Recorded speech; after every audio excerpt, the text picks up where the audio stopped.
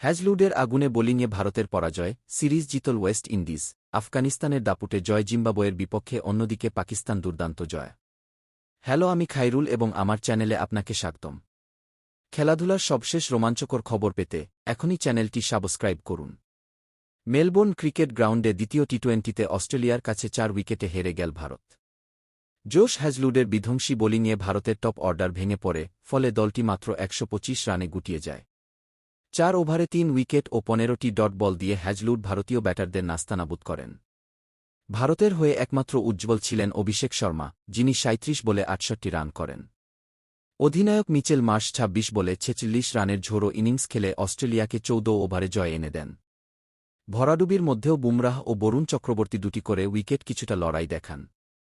চট্টগ্রামে West Indies বাংলাদেশকে 5 উইকেটে হারিয়ে 3 ম্যাচের টি-20 সিরিজে 3-0 ব্যবধানে ক্লিন সুইপ করে। রোস্টন চেজ ও আকিম অগাস্টের অর্ধশতকে অতিথিরা সহজেই 152 রান তাড়া করে জেতে। রোমারিও শেফার 3 উইকেট নিয়ে দলের জয় নিশ্চিত করেন এবং জেসন হোল্ডারের পর দ্বিতীয় ওয়েস্ট ইন্ডিজ বোলার হিসেবে হ্যাট্রিকের কৃতিত্ব অর্জন করেন। বাংলাদেশের হয়ে তানজিদ হাসান 62 বলে 79 রানের ঝোড়ো ইনিংস খেললেও সঙ্গীদের ব্যর্থতায় হার এড়াতে পারেননি।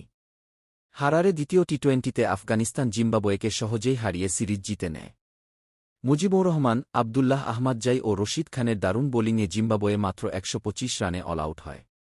এরপর ইব্রাহিম জাদরানের দায়িত্বশীল অর্ধশতকে 19 ওভারেই লক্ষ্য ছুঁয়ে ফেলে আফগানিস্তান। রশিদ খান 3 উইকেট নিয়ে আবারও প্রমাণ করলেন তার বিশ্বসেরা মানের বোলিং দক্ষতা। লাহোরের গাদ্দাফি স্টেডিয়ামে দ্বিতীয় টি-20তে পাকিস্তান দুর্দান্তভাবে ঘুরে দাঁড়িয়ে দক্ষিণ আফ্রিকাকে 9 উইকেটে হারিয়ে সিরিজ 1-1 সমতা আনে।